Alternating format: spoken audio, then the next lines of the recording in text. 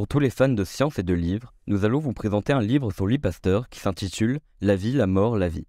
Ce livre est écrit par Éric Orsena, écrivain, académicien français et ambassadeur à l'Institut Pasteur.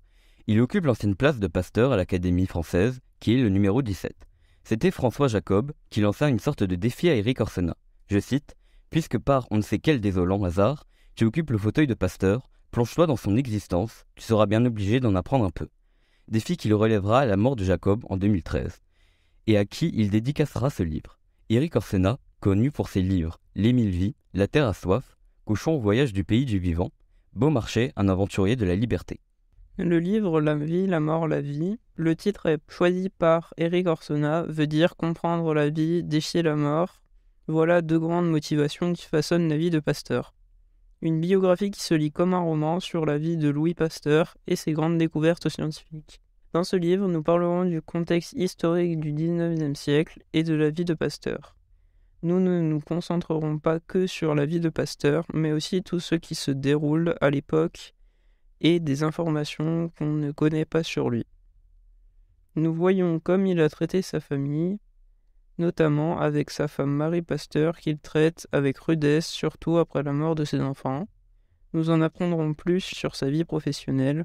Il peut se lire très vite et de nombreux chapitres sont courts. L'avis sur ce livre est positif, nous vous le conseillons car la facilité de lecture est omniprésente. Les courts chapitres et le livre contiennent un total de 204 pages. Et les chachas, on va jouer à un petit quiz. Installez-vous bien, je vais vous dire 2 titres de chapitres et vous me direz ce que vous pensez, ok ? Oui, on a compris. Donc à quoi vous fait penser le titre, l'artiste ? Ça me fait penser à un acteur comme The Rock. Ah non, Picasso. Mais qu'est-ce que tu racontes ? Il me fait penser à Mr. V. Mais non, vous avez faux tous les deux. Le chapitre nous rappelle que Pasteur est un artiste avant de devenir un scientifique. Ah, d'accord. Passons au deuxième titre. Est-ce que vous êtes prêts ? Oui, nous sommes prêts. Le prochain titre est Le mystère des jumeaux. À quoi vous fait-il penser ? Ah, ça parle de 2 jumeaux super-héros. Mais oui, pour une fois qu'on est d'accord. Oh, mais non. Ça parle d'une recherche de Pasteur. Allez le livre, vous en avez besoin. Il est probable que Louis Pasteur ait respecté un dicton de Napoléon Ier. Impossible n'est pas français. Car oui, Louis Pasteur rend les choses impossibles possibles au XIXe siècle. Pour les citoyens de cette époque, Louis Pasteur est juste un fou qui aime les science-fiction.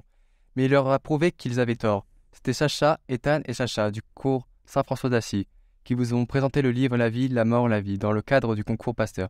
N'hésitez pas à nous retrouver sur les réseaux sociaux. Merci de nous avoir écoutés et bonne journée.